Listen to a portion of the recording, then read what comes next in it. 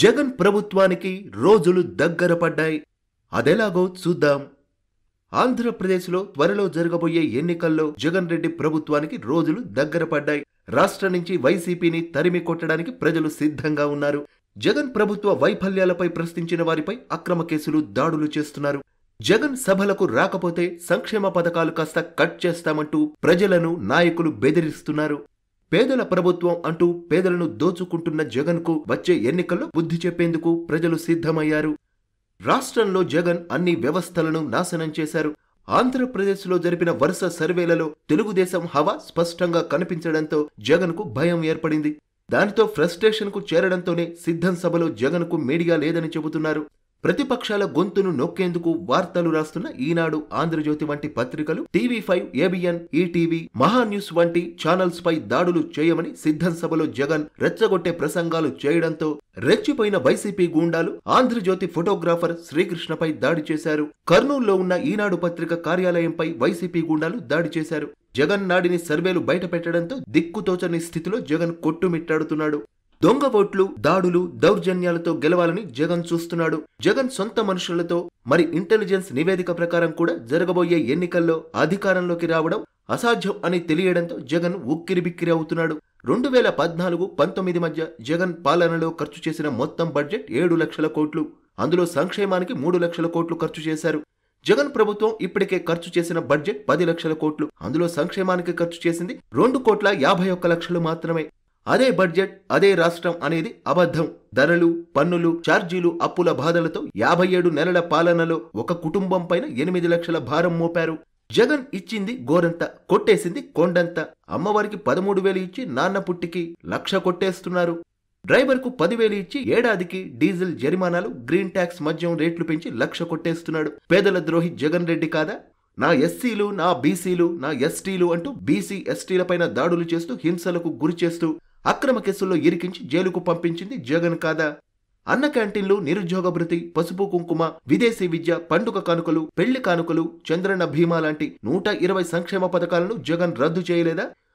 Fee reimbursement Chandrababu 16 లక్షల మందికి ఇవ్వగా జగన్ ముఖ్యమంత్రిగా వచ్చి అది కాస్త 8 లక్షలకు కుదించాడు.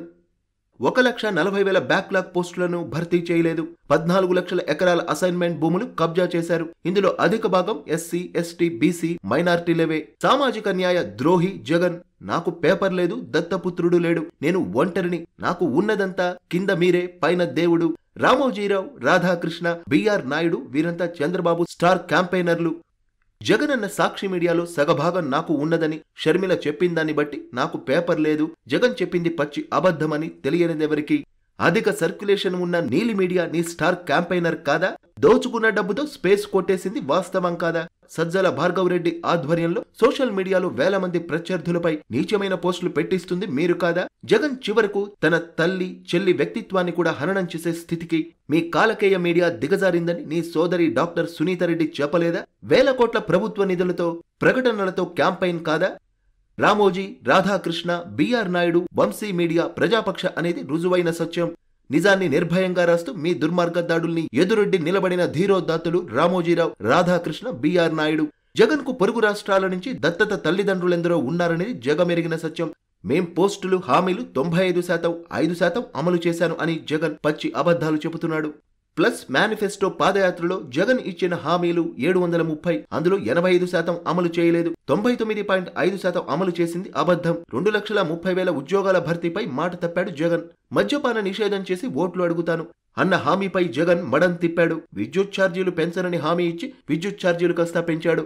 వారం రోజుల్లోగా ప్రభుత్వ ఉద్యోగుల సిపిఎస్ ను రద్దు చేస్తారని ఇచ్చిన మాట తప్పి మోసం చేశాడు. తెలంగాణ కన్నా అంగన్వాడీలకు 1,000 రూపాయలు అదనపు హామీ ఇచ్చి మాట తప్పాడు. వారిని కొట్టించి అక్రమంగా అరెస్ట్ చేయించాడు. ఇసుక అక్రమ తొలగింపు నిరోధం హామీకి విరుద్ధంగా చేశాడు. ఈ అభివృద్ధిపై నమ్మక ద్రోహం చేశాడు. అమరావతి రాజధానిని నాశనం చేశాడు. 2021కి పోలవరం పూర్తి చేస్తానని ఇచ్చిన హామీని గోదావరిలో కలిపాడు.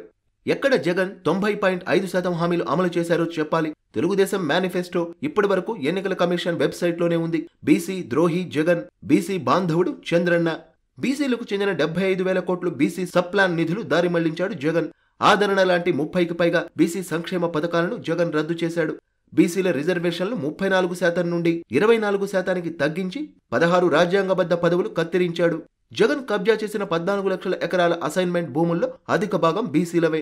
వేలకు పైగా బీసీల బ్యాక్లాగ్ పోస్టులను భర్తీ చేయలేదు. 16 బీసీ భవనాలు, 1187 కమ్యూనిటీ హాళ్లు నిర్మాణం ఆపేశాడు. 64,000 కోట్లు విద్యుత్ ఛార్జీలు పెంచాలని హామీ ఇచ్చి 9 మార్లు పెంచి మాట తప్పి మడమ తిప్పాడు జగన్.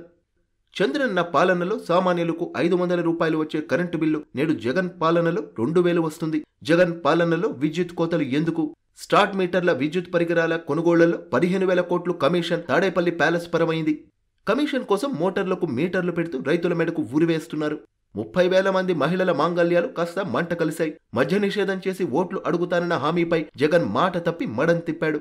రాష్ట్రంలో 4 లక్షల బెల్ట్ షాపుల ద్వారా ప్రజలకు నాసిరకం మద్యం పోస్తున్నాడు జగన్. బాబు షూరిటీ, భవిష్యత్తు గ్యారంటీ, మహాశక్తి, తల్లికి వందనం పేరుతో మీ ఇంట్లో ఎంతమంది పిల్లలు చదువుతుంటే వారందరికీ ఒక్కొక్కరికి ఏడాదికి 15,000 రూపాయలు, బిడ్డ నిధి నుండి 18 ఏళ్ల నిండిన ప్రతి స్త్రీకి, మహిళలకు నెలకు 1,500 రూపాయలు, దీపం పేరుతో ప్రతి ఇంటికి ఏడాదికి ఉచితంగా 3 గ్యాస్ సిలిండర్లు, మహిళలకు ఉచిత బస్ ప్రయాణం, ప్రతి రైతుకు ఏడాదికి 20,000 ఆర్థిక సాయం, యువగళంలో భాగంగా 20 లక్షల మంది యువతకు ఉపాధి.